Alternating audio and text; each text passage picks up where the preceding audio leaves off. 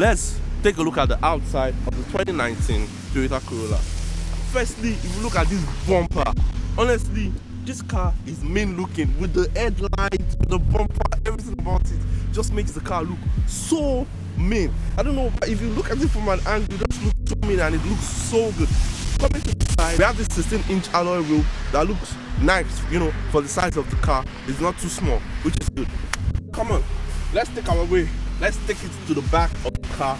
Looking at the back of the 2019 Toyota Corolla, it looks like a typical Toyota Corolla. Nothing is changed. Alright, so taking a look at the trunk right now, this is even a perfect example. As you can see, we have 4 tires at the back of the trunk, in the trunk. As you can see, the trunk took the 4 tires comfortably, and as you can see, this is a good representation of how big the trunk is. And you can you push the seat? Yeah, What do you see? I think so. Okay, so you can also push the seats down as well. So hey, that's more space. So I don't even need to do the AB trunk test. You already see, hey, it's calm. The trunk is not powered, so you have to close it and open it manually. So you shut it and to open it, you press on the key. It opens. So nice, calm. Taking a look at the interior, as you guys can see, the interior is, you know, is okay for a sedan. You know, it's perfect, like a perfect car for like a single person. So like me now, I'm used to like having a crossover SUV with much more space, so this feels a little bit cramped for me, but hey, it's perfect. It's actually quite spacious, not gonna lie. So if we come here, we have the button for the heated steering wheel and the automatic wiper. Then coming to the steering wheel, you know, we have the usual, the hands-free driving system, and this car also comes with some substantial safety features like the lane keep assist and the, you know, the beep beep beep beep beep if you're getting too close to a car. You know what I mean? I don't know what it's called, but whatever. If you look at the gauge cluster here, it's all analog, it's not digital. So I wish they had made it digital, but hey, what can I say? So coming here, we have this nice infotainment screen that's touch screen. I believe it's touch screen. Yeah, it's touch screen. And come here as well, we have the climate control here. This is all your climate control. It comes with heated seats as well. So it's like this car is actually fully loaded with everything you need. It has this texturized cubby here to keep your phone and whatnot. 2 cup holders here, and ample amount of space here as well, which is nice. And also I like the vents for you to be able to like manually control it with your hand. That's a really nice touch that they added to the car. Taking a look at the back seat of the 2019 Toyota Corolla, we have a cubby space here and a soft material here to keep your hand, and you know, this is plastic, cheap material, you know, Toyota now.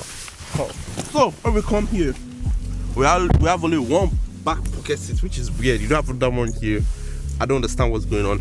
No vent here, a small cubby to keep space, and honestly, this is my 6-foot driving position and I have more than enough space. More than is, bro, this is quite comfortable back here. But the headroom, as you guys can see here, there's absolutely no headroom. My head is with my hood, like my head is literally like this. I'm gonna have to like lean back like this just to like be comfortable, which is like a compromise of a sedan. First driving impression of the 2019 Toyota Corolla LE. What I'll say is that honestly, the car feels really, really nice. This car is about 96,000 kilometers, you can see right here, and it actually drives really, really well. Like you turn the steering, it's very, very responsive. You turn it, it's not too soft, it has weight to it, and even the suspension feels, you know, it feels soft. It doesn't feel too hard, it doesn't feel too rigid, it doesn't feel too stiff. It feels, you know, soft. It's not too soft, it's not too hard, but it's like the perfect amount of this thing that you need for like a sedan. The view from the car is honestly, it's not bad, but I wish it could have been way better. Like, I wish they pushed the roof up a bit, and you know, it can help the driver's view, because this is quite sometimes I have to like put my head down to see the light and stuff like that. And the blind spot is actually good. To look at my blind spot is actually good. And the mirror is a decent size. It's not like the 2013 on the Civic that looks really, really small. This is a decent size mirror. It's nice, it's good, it's wide, I like it. And the mirror is even heated. That's another thing I forgot to say.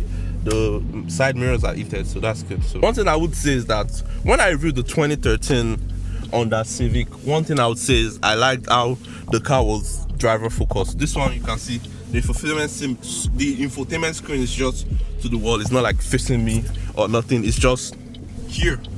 It's not like facing me, and I wish it was facing me. That would have, you know, made the whole driving experience better, because I can, you know, enjoy it and not have to look all the way down just to see the infotainment screen. If you get what I'm saying, if you get my drift. You guys can see this is the steering wheel. As you can see, I'm turning it. It's quite responsive, but it also has weight to it. As you can see, it has weight to it, which is very, very, very good.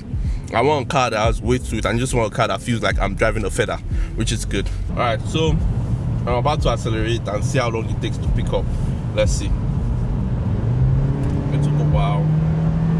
It took a while to kick down, but it's expected in this type of cars. There are no sport cars that they change gear immediately and go, so it's expected. But it picked up, but I didn't feel the torque. It didn't like push me back. It's okay. Honestly, the steering wheel is quite soft, but I can still feel the weight to it. Like as you can see, I'm just using my 2 fingers, and you see I can like move it and stuff like that. But it's light, but there's still weight to it, which is what I want. I still want to be able to feel like I'm driving something and like I'm not driving nothing, which is good. Overall, good, honestly. Something I noticed when driving the 2019 Toyota Corolla is the brake is not responsive. You have to like press it a while for it to actually start braking and giving you the braking power you need, which is okay, but I just want it to be in between. I don't want it to be too sharp, and I also don't want it to be too soft. But this is quite soft. You have to like press it. See, like you have to press it just to get that effect. You cannot just like start pressing it slowly. You have to like press it slowly, then it's not giving you what you want. Then you have to like press it. All right, so we're heading in to the coffee shop, and before we head in, I just want to let you guys hear what like the locking beep of the car sounds like. So listen. It doesn't sound bad. It just sounds basic, but it sounds better than some like the 2013 Honda Civic that I reviewed. If you want to see that video, I'll tag it up here. You can check it out. But it actually sounds not bad. It's okay. It's okay. It's just a beep, honestly. But just know it's a beep you're going to be living for the rest of your life if you decide to get this 2019 Toyota Corolla. Come on. My final thoughts on the 2019 Toyota Corolla. And honestly, I would say the car is very awesome. It's a great car. The car is economic and practical. If you need like a vehicle that's going to get you from point A to point B with no issues, no problem, I'll say go for the 2019 Toyota Corolla. If you're looking for a car that you're not going to spend a lot on maintenance, go for the 2019 Toyota Corolla. If you're looking for your first car and you don't know what car to get, I'm recommending the 2019 Toyota Corolla. The car has enough features. This one is also the early version, so know that it has enough safety features, has enough comfort features. Everything you look for that you'll be looking for in a car, it has it. To get that for a price like $15,000, like that one add over like 100,000 kilometers or about 100,000 kilometers, and you can get one for like $15,000 with even like 150,000 kilometers, and it's a Toyota, so you're using that car for like 300,000 kilometers. The miles per gallon in the car is also very good. The car is very, very economic. If I'm going to rate the car, I'll honestly give the car a 9 out of 10. The only thing that I would say that I didn't like is just like the cheap materials, but in order for you to get a car that cheap, you have to like chip out on some things. You have to cut some corners, so like the cheap plastic and stuff. But except from that, the car is like a 10 out of 10. I'll see you guys on the next one. Peace out.